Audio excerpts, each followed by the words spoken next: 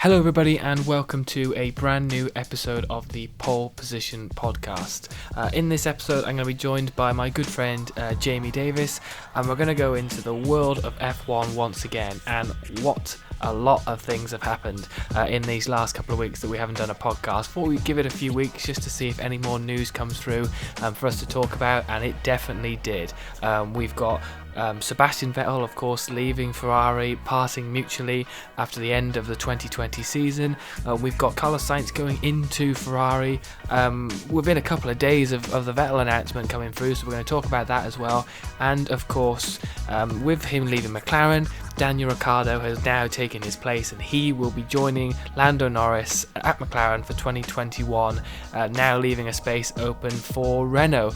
So much to talk about, so yeah, without further ado, enjoy the podcast with myself and Jamie Davies. Right, so Jamie, like you've said just actually before this podcast started recording, you said that everything seems to be going on and we haven't even had any racing at all so far this year. I mean, it was announced early on in the week, Monday, that Sebastian Vettel would and Ferrari would be parting ways at the end of this year, and like you said, that's before any racing's got underway this year.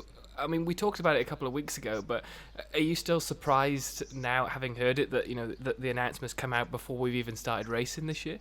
I think when the news came out in an instant, I was incredibly surprised because I just thought, I'm trying to act like if the season had gone ahead as normal and there wasn't any coronavirus, would you really talk about F1 drivers' future at this point of the season? May time, when there's only been 4 or 5 races, I'd say, and there's a lot of racing to go, a lot of talks to go on still maybe, and no one even looks at the seats until the midway point. So I think maybe because of the fact that coronavirus has happened, we probably won't have any racing till at least July. Then maybe they thought, well, let's focus on next year as well as the remaining season if we do get it. So I'm a little surprised, but we did talk about it, where I did feel this might have been last year's Vettel's last year in Ferrari, just because it did feel like Leclerc was starting to take over. He was starting to get the number one priority. I think last year, with him getting more race wins, had started to maybe put Vettel on the edge of a cliff, and he was just waiting for someone like Binotto to push him off. No, it's an interesting one. I didn't I think the one thing I didn't expect was the seats to be decided so quickly. Yeah. It feels like it was all planned, but I don't know. Ferrari, these big teams can get jobs done just like that. All they have to do is get some money involved, and then it changes everything. So, Ricciardo to McLaren, I think, is a dream for McLaren fans, and then Carlos Sainz to Ferrari, I think, is fantastic. Ferrari have never had a partnership like this before, where you've got very young drivers there who still are inexperienced in my eyes. Yeah. Sainz, of course, has been in F1 a bit longer, but he's never won a race, while Leclerc has. So it's going to be interesting, a very interesting approach from Ferrari, but let's see what happens. I mean, I would love to see Carlos Sainz become a world champion at Ferrari. I think that would be absolutely brilliant. Yeah, I think that them two, like you said, is a great lineup. Just to go back on terms of Vettel, both parties, were in talks for a considerable amount of time. I'm guessing that this has obviously been more in depth with what's been going on, and obviously they've had more time to think about things. And obviously, I think Vettel's already said it. He's had time to think on the situations and what he wants to do for the future.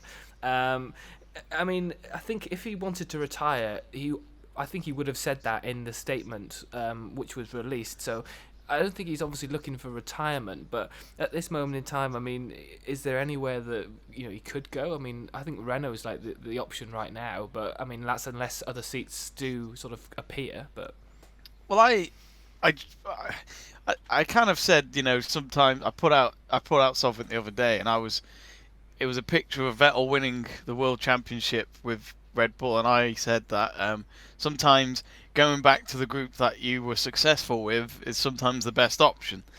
I'm not saying that the option is there for Vettel, because Red Bull don't normally bring back drivers into their program. It's normally they obviously pump up the younger drivers in their program to get themselves at Toro Rosso and then hopefully Red Bull. So it'll be very interesting if that did happen, but again, I'm sure if that was to at all happen, Vettel would have to have a massive wage cut. I can't imagine Red Bull paying his wages that he had at Ferrari, and then you got Verstappen, and them two together just would not work. It would be a minefield, I think. But again, is Vettel getting to that point of his career where he's happy to be a second driver? I don't know. A lot of people seem to pressure him a lot, which I could understand because he's a 4-time world champion. But we must remember as well, it's been 7 years since he last won it. Yeah. That's a long time. It's the same time as Man United winning the Premier League, but we won't go there. So it's I don't. Maybe he might have a year out because we've had these rumours of Fernando Alonso, haven't we, going back to Renault, which I've got my fingers, toes, and quiff crossed for that. I really hope that does happen. But we'll see. So I can't see Vettel going to Renault. I don't understand that really.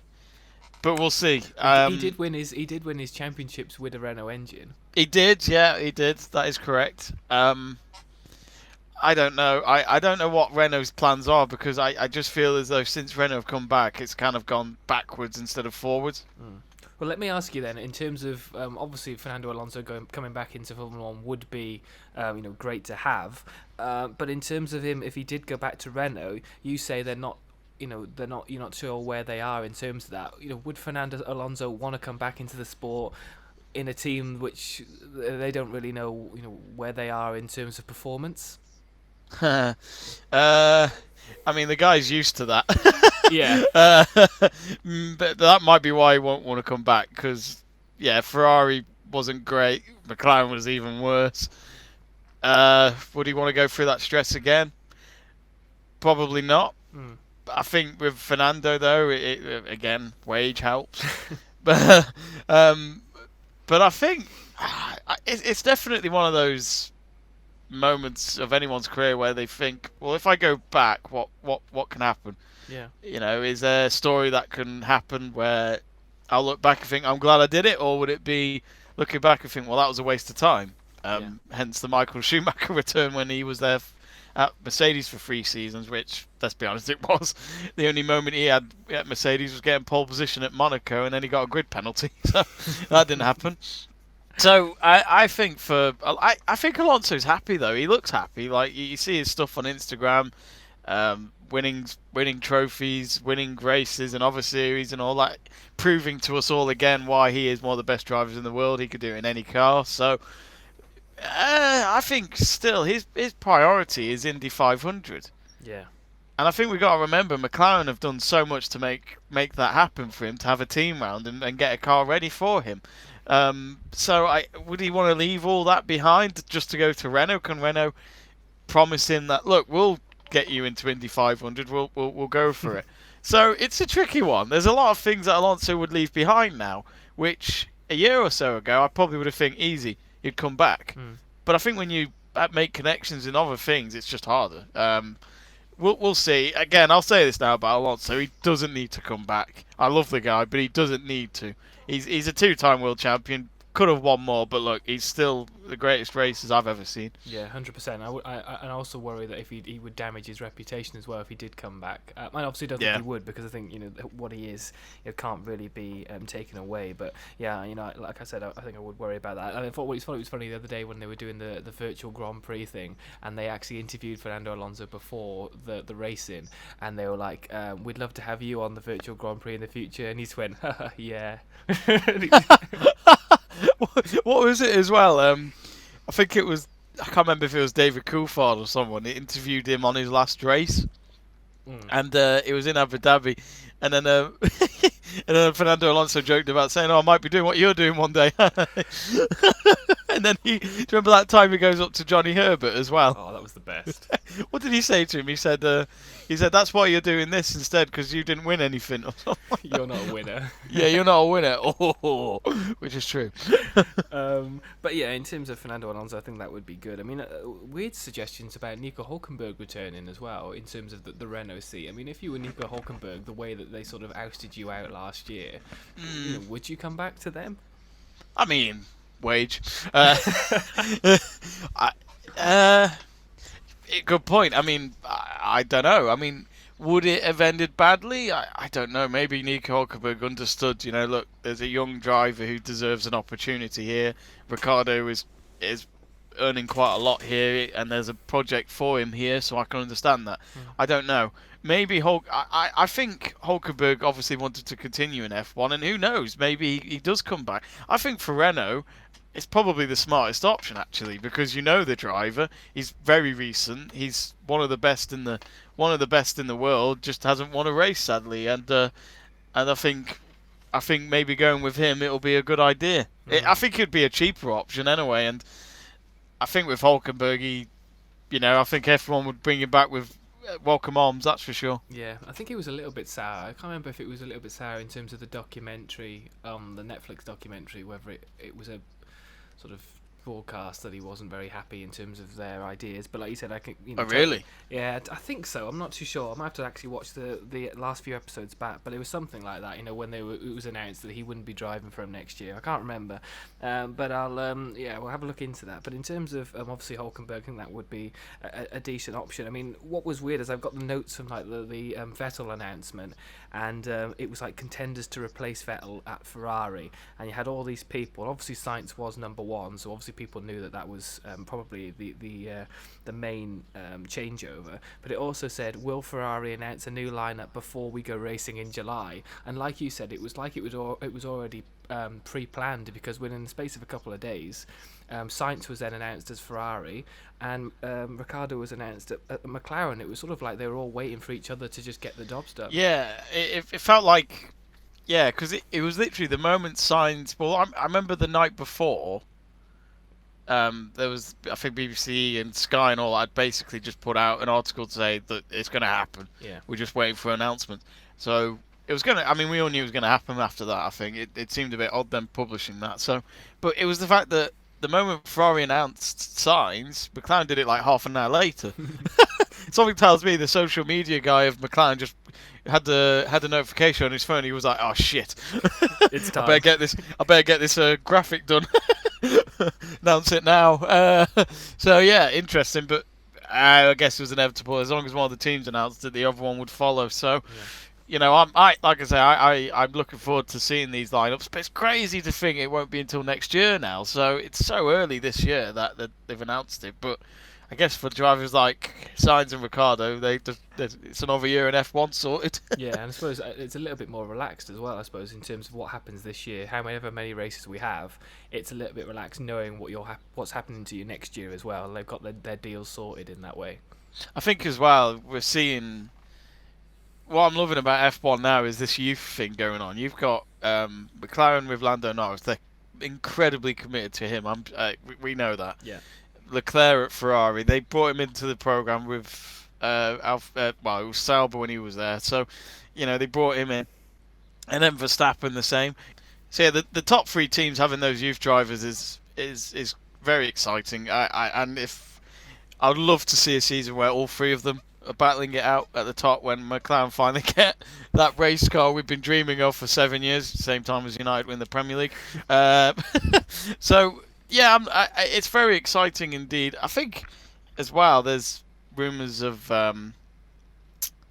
Mercedes letting go of Bottas at the end of the year for Ocon, which I've read in one or two websites. Don't know how true that really is, but again, another youth driver that they brought up. Toto Wolff sleeps with him at night, I'm sure. All he ever does is stop talking. He never stops talking about it. It may as well be his PR. So yeah, it's interesting. Again, Ferrari having these young drivers together. I never would have thought that. Yeah, I mean, like you said, that is a good lineup. I mean, what I've already said is I've already announced what I think is going to happen for next year. I think, even though Ocon's got a deal at Renault until 2021. I easily think Mercedes could find a way out of that, and if they do let go of Bottas, I think Hamilton and Ocon would be at Mercedes for next year. And then a couple of weeks ago, when we talked about what would be decent lineups for a team, and I said, we both said that Vettel and Bottas would make a good lineup inside a team. I think Renault would be sort of wise to use that if they do have Ocon leave the team as well. That's not a bad shout. Yeah, I didn't think of that. I think as well with Bottas, you've got some... I feel like with Bottas and Vettel, though, Vettel will definitely be number one, I reckon. Oh, 100%. I think Bottas would stay in the same position that he is now in terms of Mercedes. It's like Rubens Barrichello, isn't it? He had the championship winning car at board. He was like, "Oh, what? You're giving it to Button?" Every year. Every year he's used to it. But no, maybe that is his F1 career. But hey, come on, it's not bad. It's not a bad life. As long as they keep getting their contracts, I don't think it's a bad life for them. No, not at all. I mean, in terms of in Daniel Ricciardo's deal as well to McLaren, obviously, you know, both of us being McLaren fans, both happy to have the honey badger, the happy man that's on the grid now driving for McLaren. But in terms of what Zak Brown said, he's been waiting a few years to sign Daniel Ricciardo. Well, yeah, because I remember he was rumoured to McLaren when he was. Well, he didn't sign the contract yet, did he, at Red Bull? So everyone was a bit looking on the other field of thinking, looks like he might leave soon if he's not agreeing to a contract straight away because of the Verstappen link. But yeah, Zak Brown. I mean, it's great that they signed Ricciardo, but again, it just could be another term where it doesn't really go to plan. And they've got to get this sorted now. I think there's more pressure on McLaren than there is on Ricciardo. Everyone knows Ricciardo can do it in a race car. It's just whether or not the car's there for him. I mean, Renault, well, what a waste of a project that was. He's only been there for a season. He's already gone. Which is a surprise to all these transfers happening in 1 week. So I think for Zak Brown, he has got a great driver there. And I think with Ricciardo and Lando Norris, they're going to get on just fine. I'm sure of it. But again, will Norris be number one priority? We'll see. Yeah, I mean, Zak Brown, but I think I think getting a Grand Prix winner like Daniel definitely is a sign that we're going in the right direction. We went after him a couple of years ago, but he made the decision not to join us. I think that was after their 2018 campaign was a bit rubbish, wasn't it? I think McLaren's. Yeah. So I think he was wise not to go there at that point. I think Zak Brown said that there was a lot of promises. But coming off a bad season, he was like, we'll just see how it plays out. When they had the discussions after that. With McLaren now, they've got leadership in Andreas Seidel. They've got the backing of their shareholders, as Zak Brown says. They go into Mercedes engine for 2021 as well, which could be a reason for Daniel Ricciardo going. That might be a good idea. How do you obviously see that? I mean, like you said, Norris and Ricciardo next year with a Mercedes engine. Surely we're going to see him a little bit higher up the grid. We hope so, unless Mercedes makes sure it's used engines from 10 years ago. The ones with Michael Schumacher back in the day. Yeah, I can imagine if Schumacher does come back to the circuit just to watch the race, he'd be like, that looks familiar. Yeah. That looks like the one I had 10 years ago. But I think it's definitely shaping up for McLaren. But again, I won't believe it till I see it when I see one of their race drivers at the top of the podium. Yeah, that might be a while yet. Well, it could be another year or so till there's any F1. Oh God, please don't say that. In terms of Renault's split with Ricciardo, it was a bit sour. Did you not? Did you think that when you read that the sort of announcement that both were parting ways, both driver and team? In what Cyril put in his statement, he was like, unity and commitment are critical at this stage. And obviously if that's not happening, then we don't want to be a part of it. And that was sort of like a little dig to obviously Ricciardo thinking, well, I don't want to be a part of this project anymore. I mean, obviously, can you understand that from a team boss point of view, but also from Ricciardo's point of view but you haven't really delivered? I think one season is hard. And I think might be why Cyril's a bit unhappy. He might have thought, hang on, you've only been here for 12 months. And we did quite a lot to get the contract for you. So, I'm on Cyril's side, to be honest. I think, McLaren were rivals with Renault last year. It was always between them two for number 4 in the Constructors' Championship. And I think that's why Cyril's a bit peed off. I'm sure he's pissed off over that because he's just thinking, well, hang on a minute. We've done so much to get this contract for you and to get this car work and get the team working around you. And I think because of, Ocon coming in and then Nico Hulkenberg having to part ways, it's kind of like, well, thanks. We've burnt bridges with him potentially and now we might need him back. Yeah. So I can understand that. And Cyril, he's cold. I think we've seen that in his press conferences and of course, the Netflix series Drive to Survive, we've seen him have laughs at Christian Horner saying, "Oh, well, it looks like you need an engine and a car and a driver next year," and Christian Horner just obviously looked the other way. So I think that's what annoys Cyril a lot, just the effort they've probably made to make this project work, and now it's just gone down the tube. Yeah. I mean, like you said, now you sort of said it. I sort of agree with that point, and you could be a little bit annoyed in that. But I mean, obviously Daniel Ricciardo's making the decision he feels is right at the time. So we'll just have to see how it plays, because like everything, we've still got this year. Like you said, it's such a long way away now that all these announcements will be moved to 2021.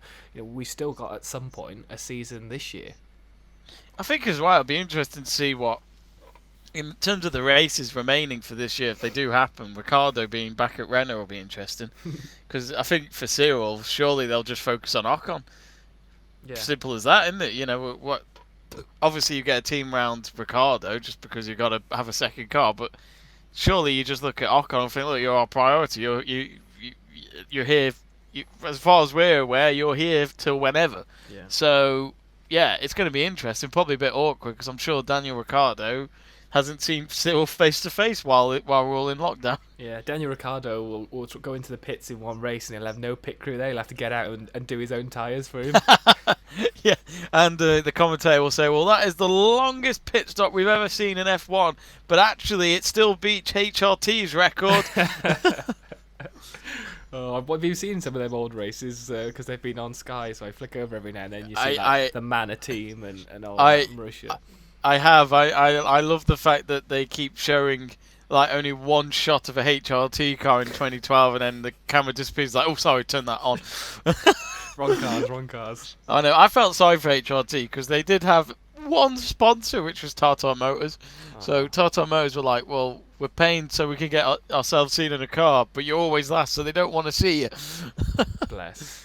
Oh, those are the days. In terms of this year, obviously, in terms of when we're going to get this season started, I think they're obviously looking at Austria, a double header, starting the season. I mean, obviously, we thought Christian Horner would be very happy with that at the Red Bull Ring.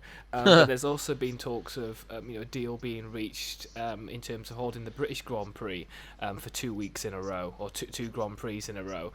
Obviously, they've got to deal with like the quarantine questions of bringing everything over, maybe from Austria, and how that's going to work out. But it looks like a deal's been agreed for 2 Grand Prix to be held at Silverstone this year. I mean, how do you do it, Jamie, to spice up a sort of 2 races at the same track? Do you do it the opposite way round? Do you go around the opposite way? How do you spice up 2 races from the same track in a row? I think it would be good if they did it like that. I presume they can.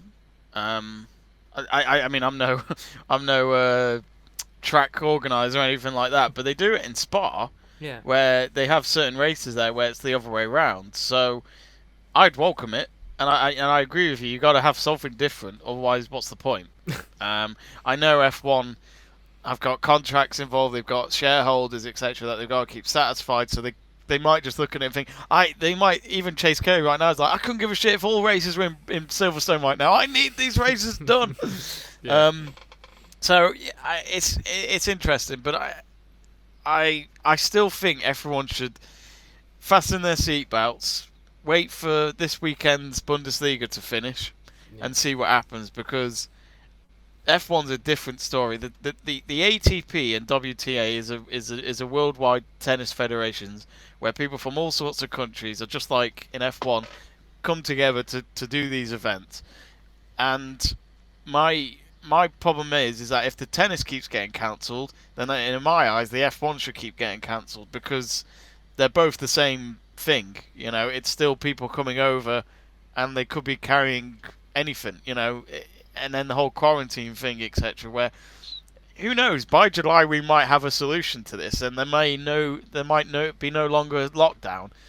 But I can't see that happening. They're going on saying that this could be a virus that will never go, but I don't know. The amount of things we've been thrown into. It changes every day, doesn't it? Oh, it's ridiculous. Next thing they'll say, they've found a cure to HIV, which is so untrue. So it's all bizarre at the moment. I think for F1, my fingers and toes are crossed again for it to return in July.